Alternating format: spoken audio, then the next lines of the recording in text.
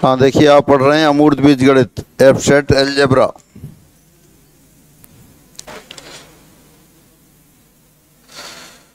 Product और composition of permutations, ये पिछली क्लास में आपने डिस्कस कर लिया था, तो उस पर फिर एक एग्जाम्पल लेते हैं। क्रमचय एफ तथा जी, तो गुणन क्रमचय एफ जी और जी एफ ज्ञात कीजिए। If F equal to this and g equal to this are two permutations, then find their product permutation fg and gf. f into g, f लिख दिया आपने 1 2 3 4 5 6 7 8 and their images are 2 7 6 5 8 3 1 4 and next permutation G 1 2 3 4 5 6 7 8 and their images are 7 8 4 5 6 3 2 1 1 2 3 4 5 6 7 8। अब right side से start करेंगे। G image of 1 7 and f image of 7 1। 1 की g image क्या हो गई 7 और f में 7 की इमेज क्या हो गई 1। Again g image of 2 8 and f image of 8 4। तो f इंटू जी 2 की इमेज क्या हो गई 4 हो गई। अगेन g इमेज ऑफ 3 4 और 4 की 5 f द्वारा 4 की इमेज क्या हो गई 5। रिवर्स ऑर्डर में देख रहे हैं। Again g image of 4 5 and f image of 5 8। फिर 5 का g प्रतिबिंब 6 और 6 का f प्रतिबिंब 3। 6 का g प्रतिबिंब 3 और 3 का f प्रतिबिंब 6। Again G image of 7 2 and F image of 2 7। G image of 8 1 and F image of 1 2।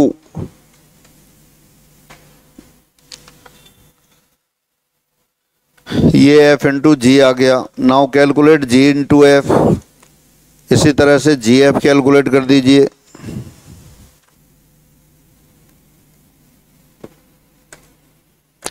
Now GF, G लिख देते हैं 1 2 3 4 5 6 7 8। F 1 2 3 4 5 6 7 8। हाँ G में क्या था 7 8 4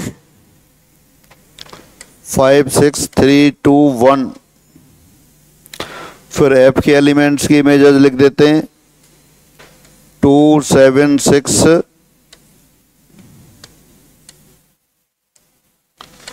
5 8 3 1 4। अब देखिए डबल स्टेप में लिखते हैं। एफ के जो नीचे वाले रो है उसको यहाँ लिख दिया आपने 2 7 6 5 8 3 1 4।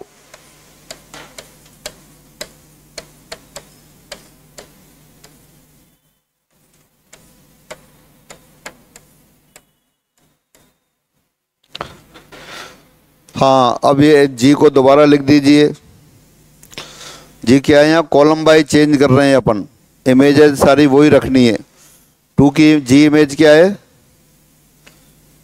Image of 2 8। G image of 7 2। G image of 6 3। G image of 5 6। G image of 8 1। G image of 3 4 और 1 7 4 5।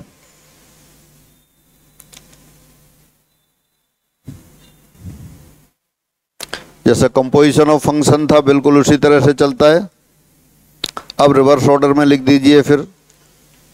अब 1 का एफ प्रतिबिंब 2 है, 2 का जी प्रतिबिंब 8 है। अब अपन ने ये जो नीचे लाइन थी 1 2 3 4 5 6 7 का एफ के द्वारा जो प्रतिबिंब था वो नीचे दे रखा है, और इसी ऑर्डर में अपने लिख लिए जी के एलिमेंट्स को। उन एलिमेंट्स के नीचे इमेज लिखी है। तो बार बार डिस्कस करने की बजाय अब सीधा अपन लिख देते हैं। पहले 1 2 3 4 5 6 7 8 और नीचे ये आ गया फिर 8 2 3 6 1 4 7 5।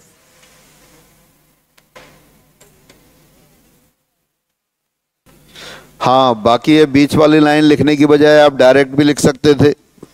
दोबारा चेक कर सकते हैं। राइट साइड में देखते हैं फिर अपन ऊपर पहली लाइन में एफ के द्वारा 1 का प्रतिबिंब 2 पर है, जी के द्वारा 2 का प्रतिबिंब 8 पर है, तो 1 8 आ गया। F image of 2 is 7 and G image of 7 2, तो 2 आ गया। तो बीच वाली लाइन छोड़ के डायरेक्ट भी आप लिख सकते थे और एक इस तरह से कर लिया।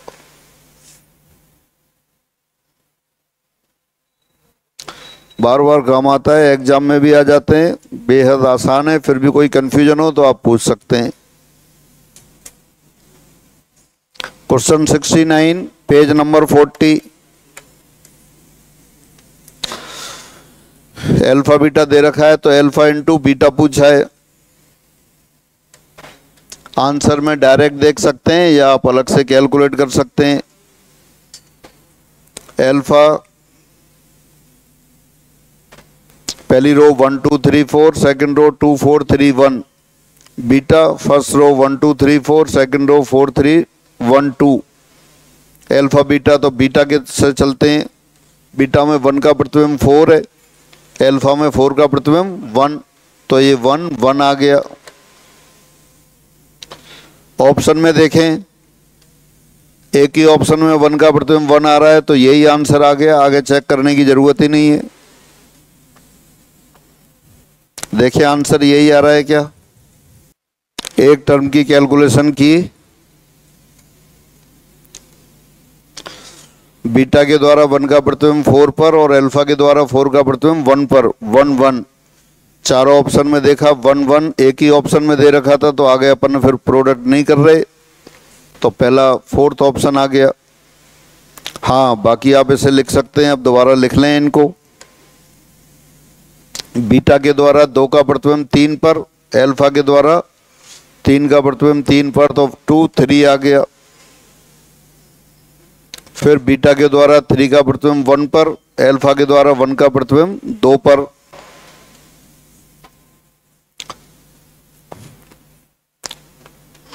Image of 4 under beta is 2 and image of 2 under alpha 4, तो ये 4 आ गया। तो ये आपने सारी कैलकुलेशन कर ली। और जिन लोगों को प्रैक्टिस नहीं है वो दोबारा लिख के कर सकते हैं।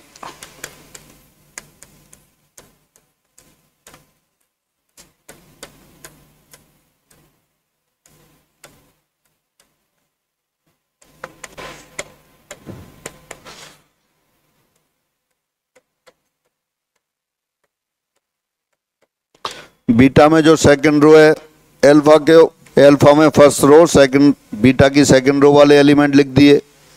अब उसी ऑर्डर से चेंज कर दीजिए। ये 4 1 3 3 1 2 2 4।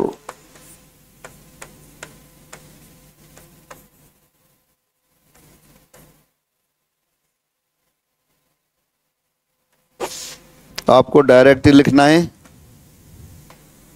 Question 70 page number 40।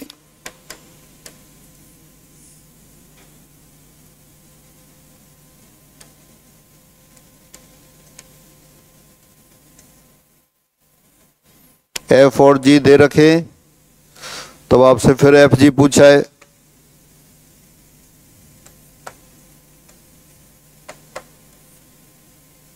तो डायरेक्ट लिख देते हैं।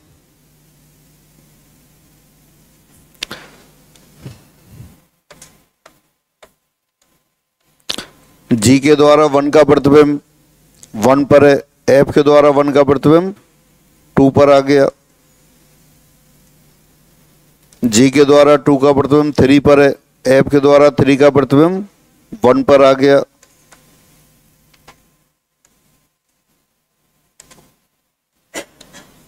फाइव एलिमेंट्स हैं। फिर जी के द्वारा 3 का प्रतिबिंब 4 पर, एफ के द्वारा 4 का प्रतिबिंब 5 पर आ गया। फिर जी के द्वारा 4 का प्रतिबिंब 5 पर है, एफ के द्वारा 5 का प्रतिबिंब 4 पर आ गया। फिर जी के द्वारा 5 का प्रतिबिंब 2 पर है, एफ के द्वारा 2 का प्रतिबिंब 3 पर आ गया। ऑप्शन में देखते हैं, यहाँ एफ जी एफ इनवर्स दे रखा है।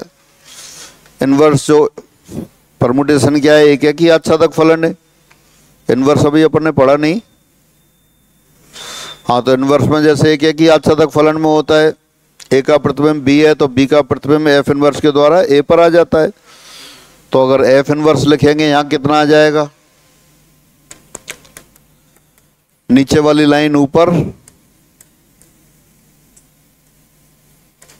और ऊपर वाली लाइन नीचे, यही होगा। ऑर्डर सही ऑर्डर से लिख देते हैं। 1 का प्रतिबिंब 3, ये भी नहीं आ रहा। क्या आ रहा है ऑप्शन, नन ऑफ दीज, तो नन ऑफ दीज आ गया। फिर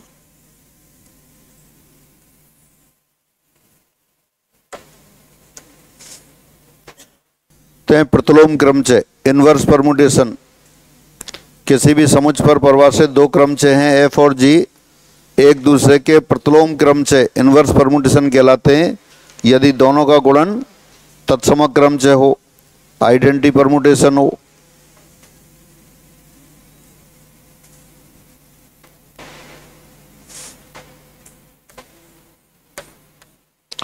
किसी समुच्चय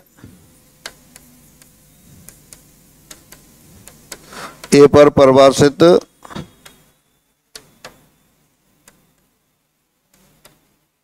दो क्रमचय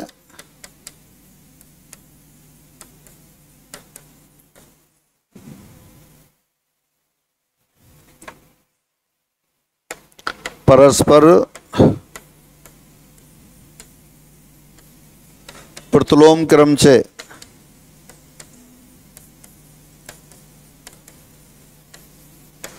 कहलाते हैं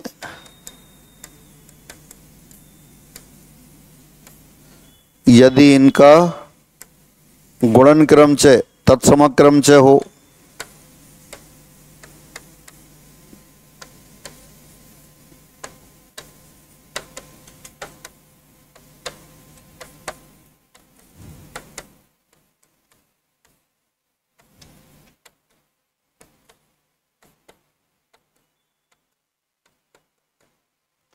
Two permutations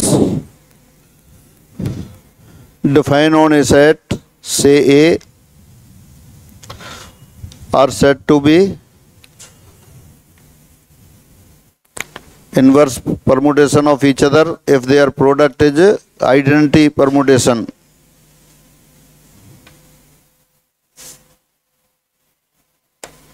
For example, F equal to A1 A2 A3 dot dot dot AN B1 B2 B3 dot dot dot BN और G B1 B2 B3 dot dot dot BN A1 A2 A3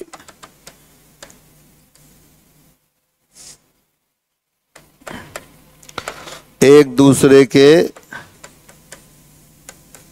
प्रतिलोम क्रमचय हैं।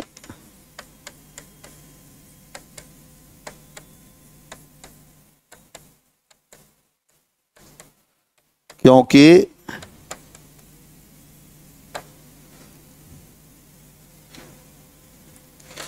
F into जी बराबर identity permutation बराबर जी into F. इनका multiplication देख सकते हैं, orally दिखाई दे रहा है। दोबारा से, कोई भी दो क्रमचय हैं और दोनों का प्रोडक्ट आइडेंटिटी परमुटेशन आ गया, तत्समक क्रमचय आ गया। तत्समक क्रमचय क्या होता है? हर अवयव का प्रतिबिंब उसी अवयव पर आ जाता है। 1 1 2 2 3 3 इसी तरह n n, तो वो तत्समक क्रमचय कहलाता है। अब दो क्रमचय हैं f और g, f इंटू जी ये भी आइडेंटिटी परमुटेशन है, g इंटू f ये भी आइडेंटिटी परमुटेशन है। तो दोनों एक दूसरे के प्रतिलोम क्रमचय इनवर्स परमुटेशन कहलाते हैं। दोबारा पढ़ लेते हैं इसी को। किन्हीं दो क्रमचयों का गुणन तत्समक क्रमचय हो तो वे परस्पर प्रतिलोम क्रमचय कहलाते हैं। जैसे f a1 a2 a3 dot dot dot an, और उनकी इमेजेज लिख दी आपने b1 b2 b3 dot dot dot bn। इसी तरह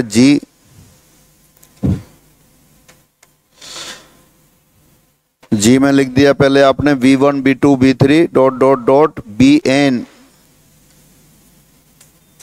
और नीचे an।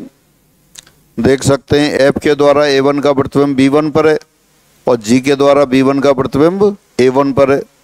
ये इनवर्स फंक्शन में होता है, और क्रमचय भी क्या है? फंक्शन है, तो वो ये इनवर्स परमुटेशन हो गए। दोबारा पढ़ लेते हैं। If multiplication of any two permutations is the identity permutation, then these are called inverse permutation of each other. For example, f and g are inverse of each other. दोनों में देख सकते हैं f के द्वारा a1 a2 a3 dot dot dot an, a1 a2 a3 and an के प्रतिबिंब कहाँ जा रहे हैं? b1 b2 b3 और bn पर। और g के द्वारा b1 b2 b3 और bn के प्रतिबिंब कहाँ जा रहे हैं? a1 a2 a3 और an पर। इस पर न्यूमेरिकल लेते हैं। क्रमचय a 1 2 3 4 5 सेकेंड रो 2 3 1 5 4 का प्रतिलोम क्रमचय ज्ञात कीजिए। Find the inverse permutation of inverse permutation A inverse of permutation A दे रखा है आपको। गिवन परमुटेशन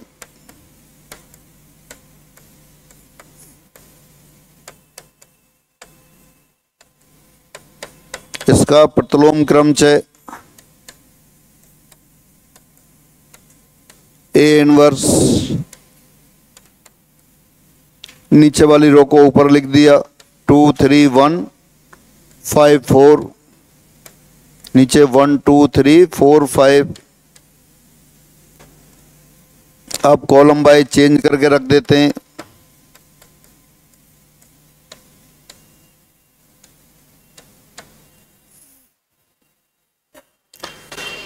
हाँ चेंज कर दीजिए कॉलम वाइज। हाँ 1 की इमेज क्या आएगी? 3, इमेज ऑफ 2 1, 3 का प्रतिबिंब 2, 4 का प्रतिबिंब 5 और 5 की इमेज 4। कॉलम वाइज इनको उसी सीरियल में लिख दिया। एक्सरसाइज के क्वेश्चन लेते हैं। Question number 68, page number 39।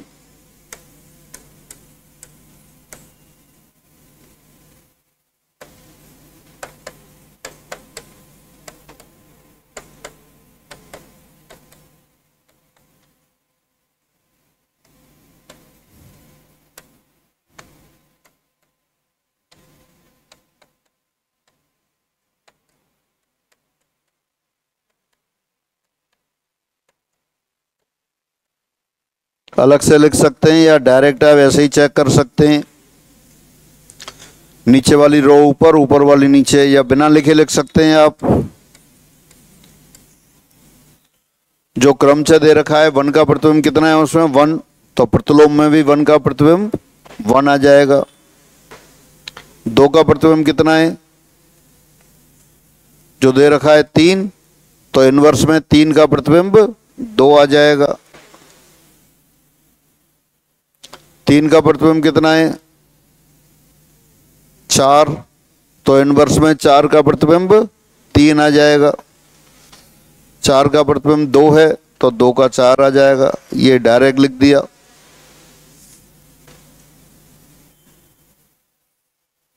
कौन सा ऑप्शन आ गया? सेकंड ऑप्शन आ गया। क्रमचय क्या है? बाइजेक्शन है, 1 1 on 2 फंक्शन है, तो जैसे वहां प्रतिलोम लिखते थे उसी तरह यहां लिख देते हैं। एक दो एग्जाम वाले क्वेश्चन देखते हैं। Question number 14, page number 46।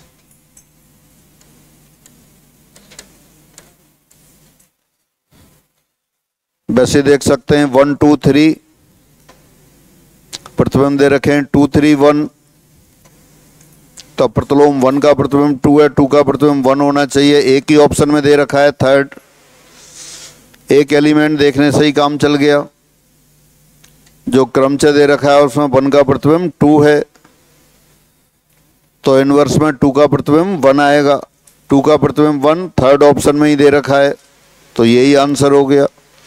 और आप लिखना चाहें तब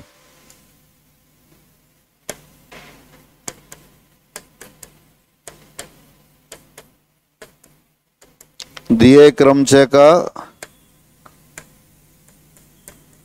प्रतिलोम क्रमचय इनवर्स ऑफ गिवन परमुटेशन,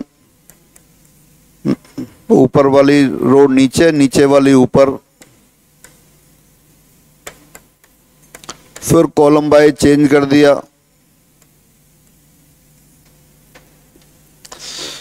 पहले तो आपने क्या किया, नीचे वाली रो ऊपर और ऊपर वाली रो नीचे लिख दी, उन्हीं को कॉलम बाय चेंज कर दिया। बाकी पेन चलाने की जरूरत नहीं है, देख के ही आप बता सकते हैं। Question 137, page number 62।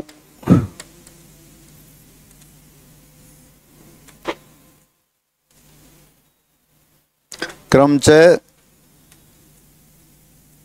पहली रो में लिखे हैं 3 1 4 2 और अगली रो लिखी है 2 3 4 1।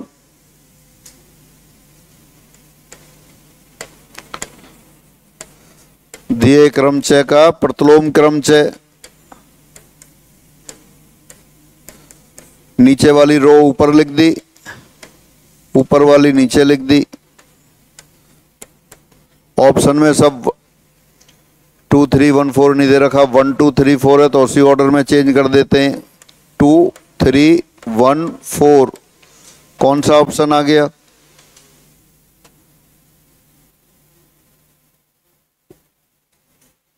अच्छा देखते हैं 1 2 1 2 किस में आ रहा है? 3 1 4 4 1 2 2 3, ठीक है, तो 4 सही दे रखा है। वो ऑर्डर चेंज कर दिया है, अपन वैसे ही देख के लिख सकते हैं, किसी भी ऑर्डर में लिख सकते हैं। दो क्रमचय एक दूसरे के प्रतिलोम क्रमचय कहलाते हैं यदि दोनों का गुणनफल तत्सम क्रमचय हो। 2 permutations are said to be inverse permutation of each other if their product is identity permutation, तो दोनों का प्रोडक्ट करेंगे तत्सम क्रमचय आ जाएगा। और बाकी आपने देख लिया 3 का प्रतिबिंब 2 है, तो 2 का 3 होना चाहिए। 2 का 3 चौथे ऑप्शन में ही दे रखा है, तो यही आंसर आ गया। कैलकुलेशन की बजाय ऑब्जर्वेशन से ही आ रहा है। Question number 160, page number 64। आप देख सकते हैं कितने आसान आसान हैं, झट मास्टर बन जाते हैं। 3 का प्रतिबिंब 2 है, तो 2 का 3 आना चाहिए। 2 का 3 पहले ऑप्शन में ही आ रहा है और किसी में नहीं है, तो पहला ऑप्शन ही आंसर आ गया। अपन पहला एलिमेंट देखा, 3 का प्रतिबिंब 2 है अपने क्रमचय में, तो इनवर्स में 2 का प्रतिलोम 3 आएगा।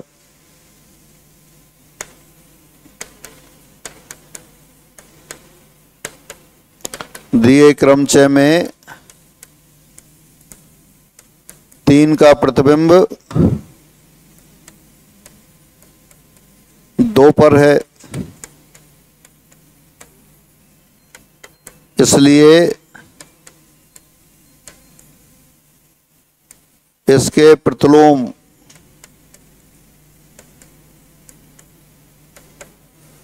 क्रम 6 में 2 का प्रतिबिंब 3 होगा।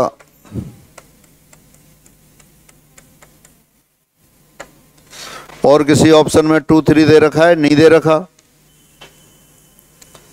जो कि विकल्प, जो कि केवल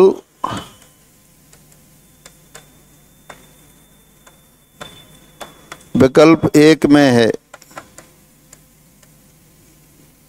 इसलिए सही उत्तर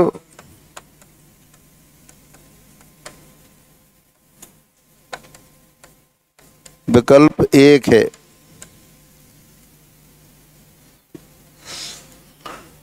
तो इनवर्स एकदम आसान कॉन्सेप्ट है और ये भी पूछे जाते हैं पूरे पेपर में। कोई भी पेपर दे लो, 30-40% तो बिल्कुल फॉर्मूले या सीधे वो क्वेश्चन आते हैं जो आपको 100% आते हैं, सीधे परिभाषा पे आधारित या फॉर्मूला या वो। लेकिन कई बार क्या है कि अपन गड़बड़ा जाते हैं। हाँ, चलो आगे चलते हैं। चक्रीय क्रमचय या चक्र, साइक्लिक परमुटेशन और साइकिल्स। साइक्लिक परमुटेशन कौन से होते हैं? साइक्लिक परमुटेशन कौन से होते हैं? यदि किसी क्रमचय को एक पंक्ति से लिखा जा सकता हो, जिसमें प्रत्येक अवयव का प्रतिबिंब आगे वाला अवयव हो और अंतिम अवयव का प्रतिबिंब पहला अवयव हो, वो चक्रीय क्रमचय या चक्र कहलाते हैं। या किसी क्रमचय को एक चक्र के द्वारा व्यक्त किया जा सकता हो, जिसमें प्रत्येक अवयव का प्रतिबिंब उससे आगे आने वाला अवयव हो, वो चक्रीय क्रमचय कहलाते हैं। यदि किसी क्रमचय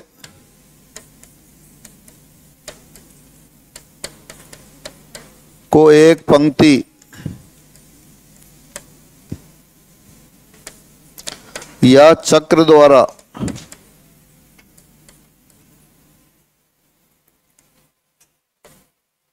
व्यक्त किया जा सकता हो,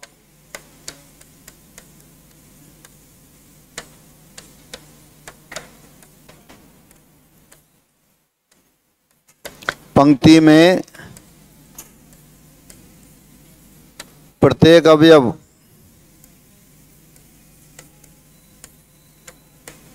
का प्रतिबिंब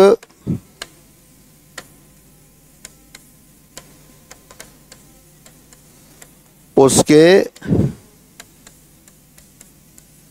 आगे वाला अवयव हो,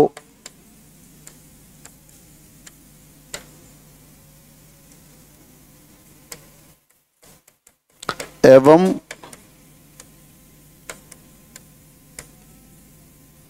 अंतिम अवयव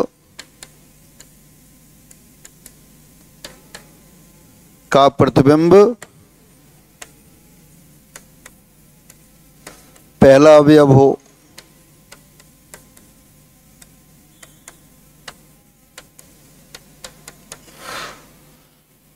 दोबारा से, यदि किसी क्रमचय को एक पंक्ति या चक्र द्वारा व्यक्त किया जा सकता हो, पंक्ति में प्रत्येक अवयव का प्रतिबिंब उसके आगे वाला अवयव हो एवं अंतिम अवयव का प्रतिबिंब पहला अवयव हो,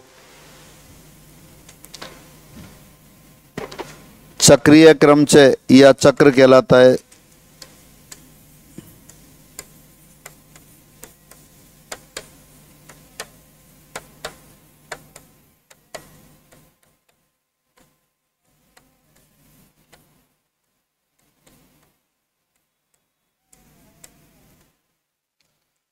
और चक्र में प्रत्येक अवयव का प्रतिबिंब अगला अवयव हो।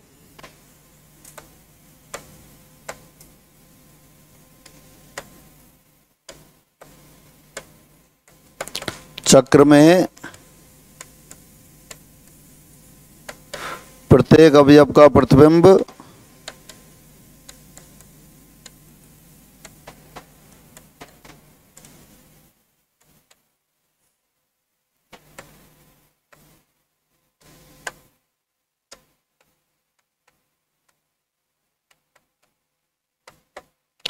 उसके आगे वाला अवयव हो।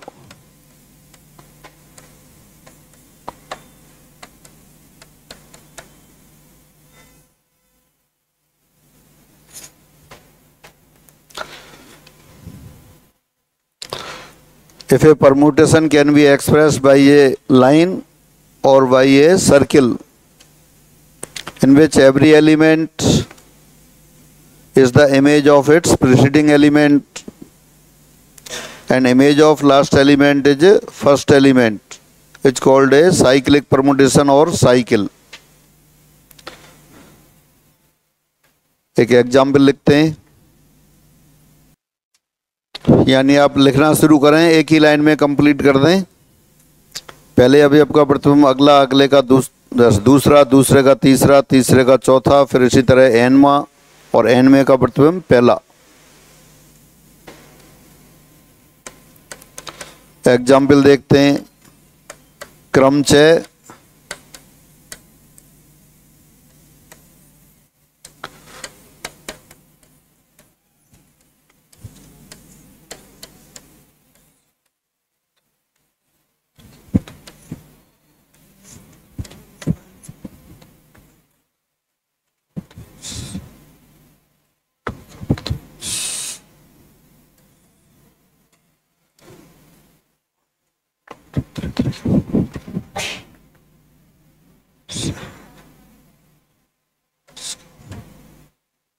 ये क्रमचय लिखा, ऊपर 1 2 3 4 5 6 7 लिख दिए, नीचे 3 7 4 5 2 1 6। एक चक्रीय क्रमचय है।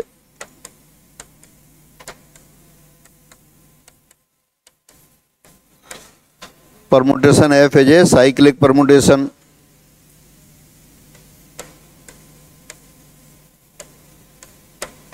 पंक्ति रूप में, हाँ देखो एक बार आप लिखना बंद करें, देखें साथ साथ। 1 का प्रथम क्या है? 1 का प्रथम 3 है, आगे लिख दिया। 3 का प्रथम क्या है? 4, उसके आगे आ गया। 4 का प्रथम 5, 5 का प्रथम 2, 2 का प्रथम 7, 7 का प्रथम 6 और 6 का प्रथम 1, तो अंतिम का पहले वाला आ गया। और अगर साइकिल में लिखते हैं,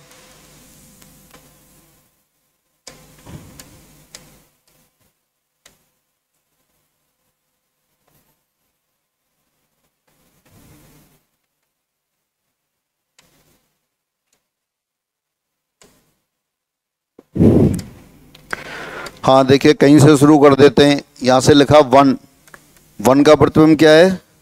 3, 3 का प्रथम 4, 4 का प्रथम 5, 5 का प्रथम 2, 2 का 7 का और 6 का 1।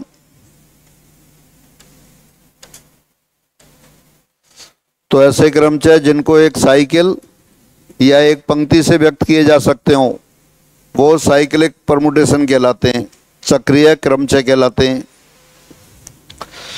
चक्र में प्रत्येक अवयव का प्रथम अगले वाला होता है, पंक्ति में भी प्रत्येक अवयव का प्रथम अगला प्रथम होता है और अंतिम अवयव का प्रथम पहले वाला हो जाता है। अगर किसी अवयव का प्रथम अपने आप पर ही होता है तो वो चक्र में शामिल नहीं होता। ये पंक्ति रूप में हो गया।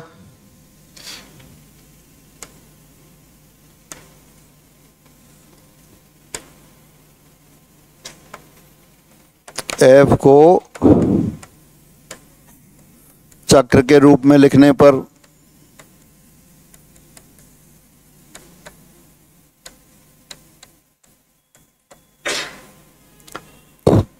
तो ये चक्र के रूप में हो गया। Permutation F in form of A cycle. किसी भी एलिमेंट से शुरू कर दिया आपने और उसके आगे अगला एलिमेंट लिखते गए, तो किसी क्रमचय को एक चक्र या एक पंक्ति से व्यक्त किया जा सकता हो तो वो चक्रीय क्रमचय कहलाता है। एक और एग्जाम्पल कर दीजिए, क्रमचय सिग्मा।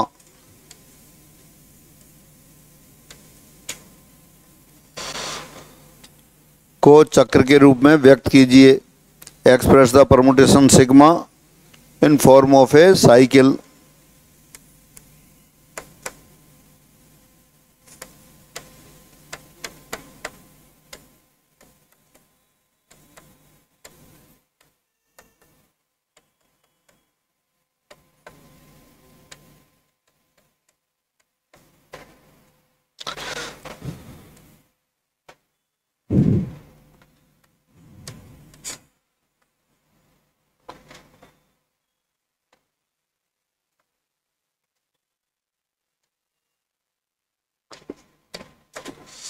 हाँ, 1 से शुरू किया।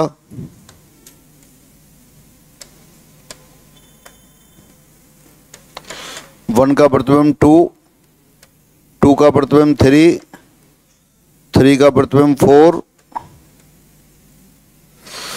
4 का 5, 5 का 6 और 6 का 1।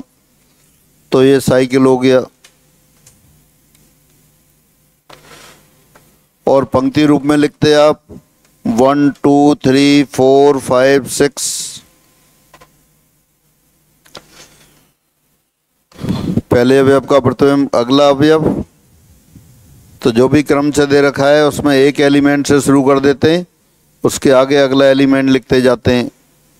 अगर किसी एलिमेंट का प्रतिबिंब अपने पर ही आता है तो वो साइकिल में सम्मिलित नहीं होता। फिर आती है चक्र की लंबाई, लेंथ ऑफ ए साइकिल।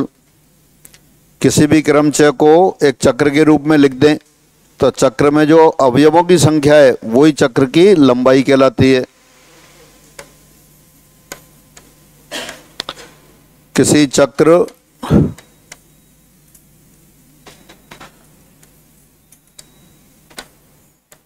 को एक पंक्ति रूप में लिखने पर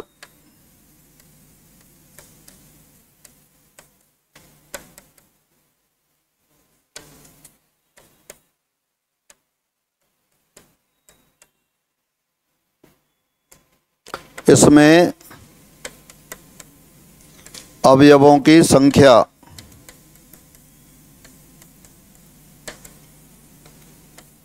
ही चक्र की लंबाई कहलाती है।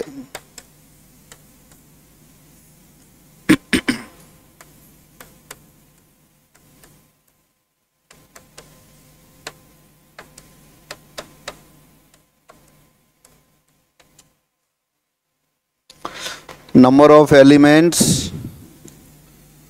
is called the length of cycle when cycle is expressed in a row notation। जब उसको रो नोटेशन में लिख देते हैं तो उसमें जो अवयवों की संख्या है वही चक्र की लंबाई कहलाती है। दोबारा पढ़ लेते हैं। The number of elements in a row notation of a cyclic permutation is called the length of the cycle. जैसे चक्र दे रखा है एक 1 2 3 4 5 6, इसकी लंबाई कितनी है, कितने अवयव हैं, 6, तो इसकी लंबाई 6 है। The length of the cycle 1 2 3 4 5 6 is 6। इसकी लेंथ 6 हो गई क्योंकि इसमें अवयव 6 हैं।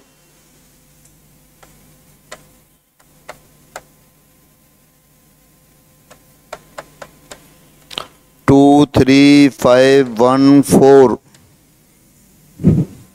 की लंबाई 5 है।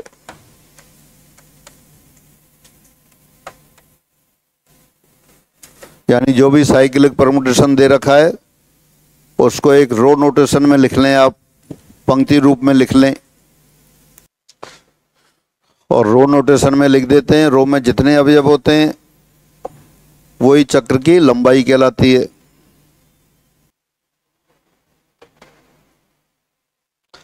फिर आता है लेंथ ऑफ आइडेंटिटी परमुटेशन, तत्सम क्रमचय की लंबाई।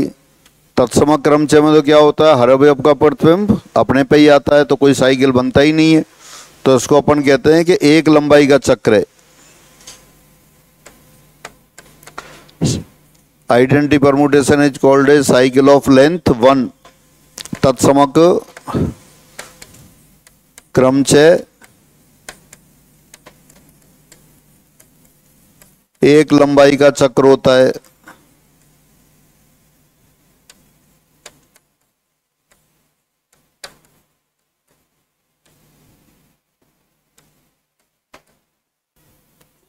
इसे समुच्चय के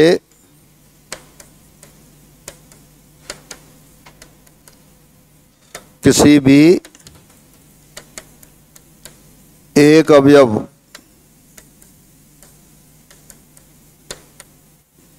से व्यक्त किया जा सकता है।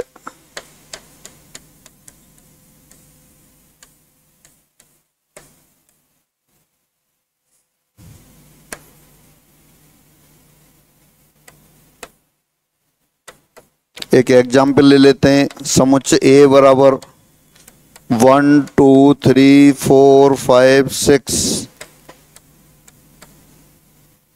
पर परिभाषित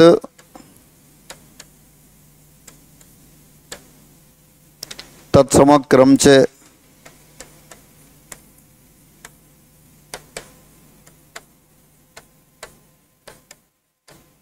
identity permutation define on set A containing 6 element 1 2 3 4 5 6, यानी क्या हो जाएगा ये 1 2 3 4 5 6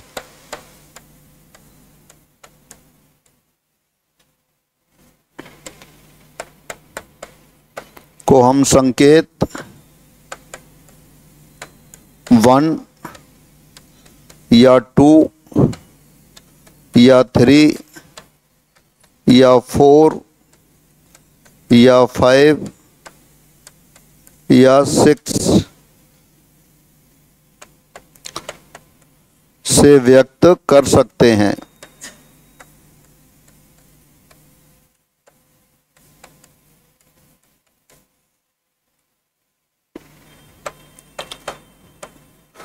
इस प्रकार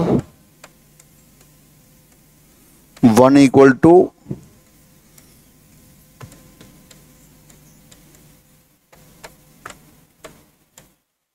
जब आप 1 लिख देंगे या 2 लिख देंगे या 3 लिख देंगे तो वो सारा आइडेंटिटी परमुटेशन होगा। यहां उस समुच्चय पर परिभाषित किया है जिसमें 6 अवयव हैं, तो तत्सम क्रमचय की लंबाई क्या होगी 1 होगी, और इसे किसी भी एक एलिमेंट को ब्रैकेट में रख देते हैं, उससे तत्सम क्रमचय व्यक्त होता है।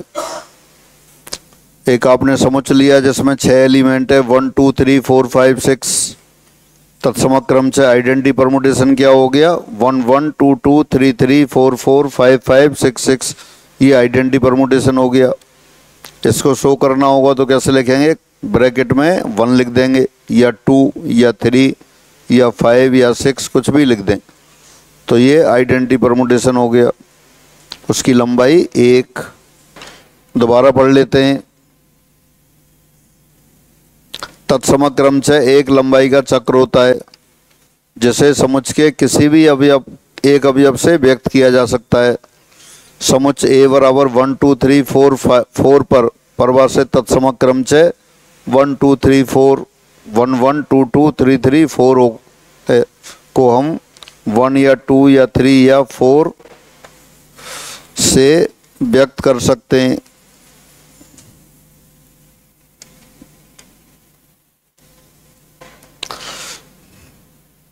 दोबारा पढ़ लेते हैं एक बार। Length of identity permutation, the identity permutation is a cycle of length 1 which can be expressed by any one element of the set, that is the identity permutation E equal to 1 2 3 4 1 2 3 4 defined on set A. It can be represented by 1 or 2 or 3 or 4, किसी से भी इसको denote कर सकते हैं।